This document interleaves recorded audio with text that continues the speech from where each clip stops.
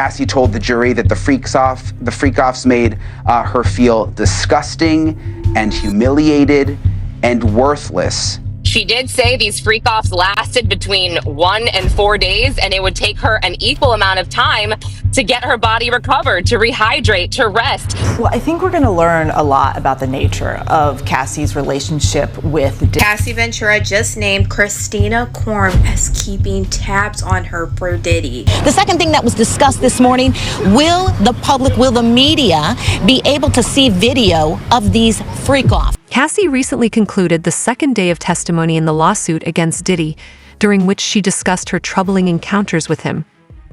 During her testimony, she revealed personal information that had a significant impact on her and became visibly distressed. Prosecutors also brought in a witness to discuss interactions with Diddy, and hotel employees have come forward to claim they were paid to remain silent. Cassie broke down in tears as she described how these events affected her life and how the testimony from the witness further clarified Diddy's behavior at the time. 2 witnesses were called today, including a former security officer at the hotel, where Diddy is seen on video attacking Ventura brutally. You remember that video back in 2016. The prosecutors played the video. The witness testified that Diddy tried to pay him off with a giant wad of cash. The day's second witness was a male escort. This is where it really got very juicy, who says that he was paid by Diddy numerous times to have sex with Cassie while Diddy sat there in the corner, masturbating and watched. He says he once saw Diddy throw a liquor bottle at Cassie and heard him beating her in another. The allegations regarding Diddy's behavior are deeply concerning and present a serious situation. According to prosecutors, Diddy may not have acted alone. His bodyguards and chief of staff are also suspected of being involved in a potential cover-up. Testimonies claim hotel employees were paid to remain silent, and that Diddy restrained Cassie when she tried to leave. Some of the acts he is accused of were reportedly so extreme that even a witness declined to participate. Emily Johnson actually said that Cassie did choke on the urine of an escort when Diddy forced this escort to allegedly urinate in her mouth. They did say inner circle numerous times, I believe, really trying to amplify the RICO charges. Diddy couldn't have done all of these crimes without his inner circle, right? Without his bodyguard, without his driver, without his assistant. They talked about alleged kidnappings. That one time he kidnapped his assistant to go and try to find Cassie when he thought Cassie was cheating. I mean, it was wild. I feel like I could go on forever, but I won't. At a certain point, wasn't able to perform for Diddy and Cassie. He got erectile dysfunction because of what he saw. He said he saw Diddy at one point after an encounter drag Cassie by the hair from her computer seat all the way back to her bedroom while she was kicking and screaming and crying. And after she apologized and came out, he said that Diddy said, okay, you guys want to continue? And he couldn't perform. And that was it. From there, he could not perform after that. And he saw Diddy abuse Cassie 2 or 3 more times after that as well. And this is a muscular guy. He was 41 years old, a bit smaller, but again, he seemed incredibly affected by what he saw. And was there, just quickly, Lauren, was there a point where he talked about, because I was trying to follow the blogs, again, it's hard, you were in there, it's difficult for us on the outside. Did he talk about Cassie at one point being under the influence of drugs to the point that she was slumped over, and Diddy still wanted him to have sex? According to reports, Diddy acted aggressively toward Cassie when she refused to participate in certain situations and reportedly showed little regard for her well-being. These alleged incidents continued for days, leaving her physically drained and requiring medical recovery. In one claim, Diddy is accused of altering her drink without informing her and only disclosing it afterward. Cassie told the jury that Diddy forced her into drug-fueled sex acts with male escorts while he watched, sometimes sitting in the corner and masturbating. Through tears, she said she took drugs to numb herself, ecstasy, cocaine, and ketamine, all of it allegedly supplied by Diddy. She said the freak-offs included as many as 4 male escorts at once and typically lasted 36 to 72 hours. The longest, she said, the longest freak off that she says she was forced to perform in lasted 4 days. She said they took place around the world, from New York to Miami to Spain to even Turks and Caicos. And at every stop, Cassie said the hotel rooms were stocked by Diddy's staff with baby oil, condoms, and drugs. And she says that these hotel rooms, this is disgusting, the hotel rooms were left covered in baby oil and covered in blood and covered in urine.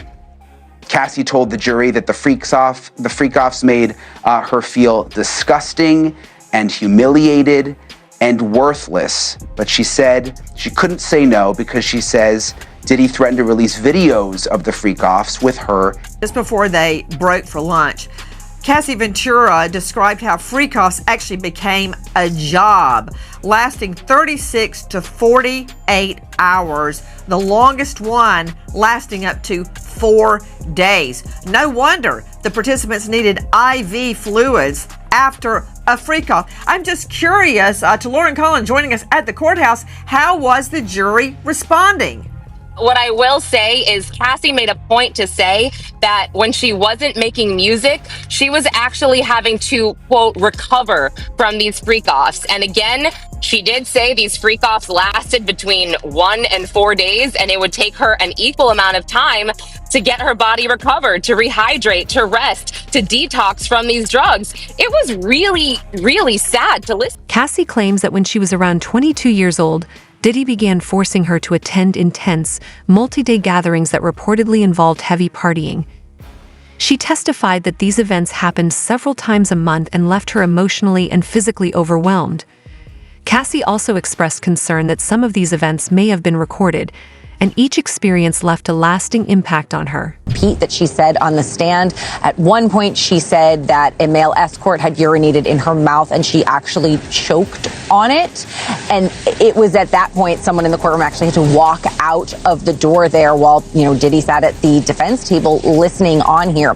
But as she was describing these events where she said that, there were multiple male escorts that were happening at one time, these freak-offs would happen for 2, 3, the longest 4 days at a time. And control is the word we need to talk about. That is what prosecutors really laid out. And you heard Cassie describe how every action during these freak-offs, which were between her and male escorts, not necessarily between her and her boyfriend, Sean Diddy Combs, he sat off to the side really directing things according to her and along with what he wanted to see.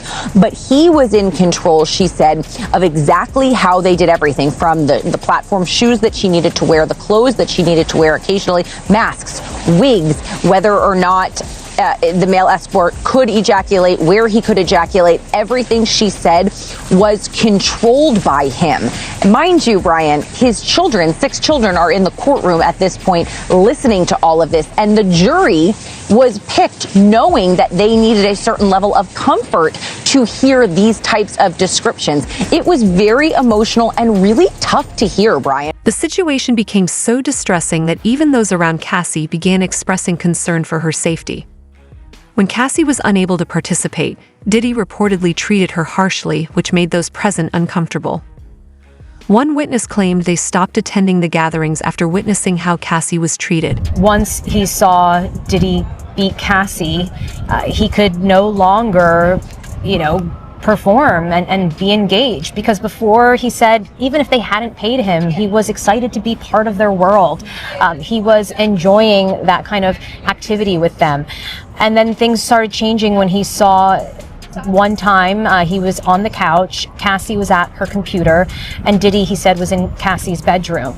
Now, Diddy apparently called out to Cassie to come into the bedroom, and she allegedly told him, just hold on a second, my personal information's on the computer.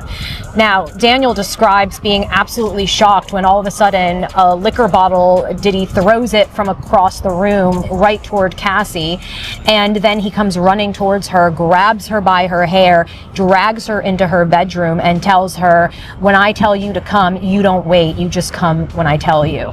And he says he then heard, after the doors closed, Diddy slapping her, beating her, yelling at her, and Cassie screaming out, I'm sorry, I'm sorry. And he says he was just kind of frozen in place. He didn't know what to do. And prosecutors asked him, why didn't you intervene? Why didn't you go inside? And he said, look, I know this is somebody with a lot of resources. Quite frankly, I was afraid for my life. Now, that drew a lot of objections from the defense, but the judge allowed that testimony. And he again reiterated that he was scared in that moment for Cassie, feeling like she was in a dangerous situation, but he didn't feel it was safe enough for him to intervene. We thought what we saw in that awful video from the Intercontinental was bad, but to hear the actual graphic details of what Cassie and others endured day after day for years is just completely heartbreaking. And to hear the sex worker actually try to offer her aid when, you know, she was being beaten, and literally she went to him for solace, as opposed to the person who supposedly loves and cares about her. She had to jump into the arms of a sex worker, and he was literally like, this is not okay. You need to leave this relationship. And she did, unfortunately, what so many survivors do, which is, I'm okay, it's gonna be okay, basically I can handle this. And the reality is she really needed to get out because she was being violated and degraded in so many different ways. And my heart just breaks for her so much. Melba, you're so right. Ours do as well.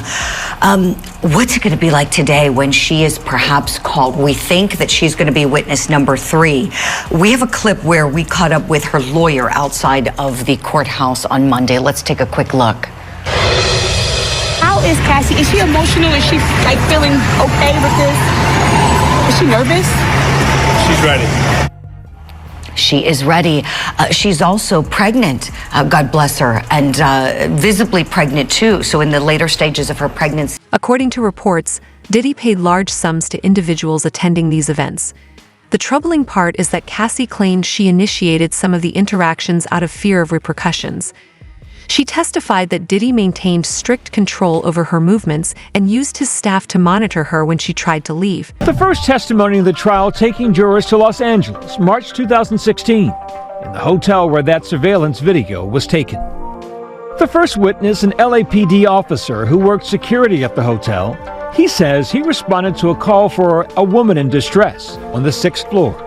When he got to the floor, he noticed that there was glass on the floor, that the vase and the flowers were broken. The security guard described going back to Diddy's hotel room and standing in the doorway while Ventura grabbed her things. Inside, another man sitting at the corner of the bed.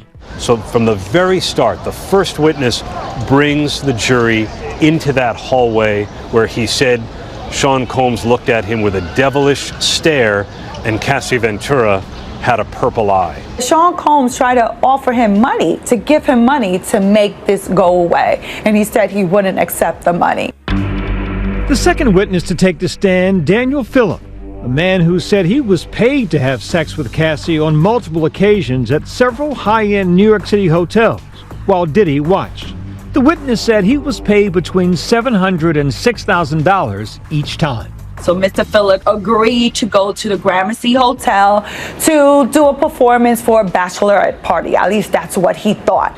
But when he got to the hotel, to the room, that Cassie opened up the door. He did not know that was Cassie, and that she told him, well, it's my birthday and my husband wants to do something special, so can you give me a massage? Some individuals may be hesitant or reconsider testifying.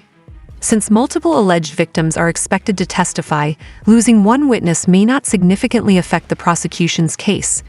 However, if more witnesses back out, it could have an impact. Recently, a juror requested to be removed due to concerns for their personal safety. The bigger question is how many people were aware and how long this went unchallenged. We'll be following this case closely. Like, subscribe, and enable notifications because this is no longer just about Diddy, it's about accountability at every level.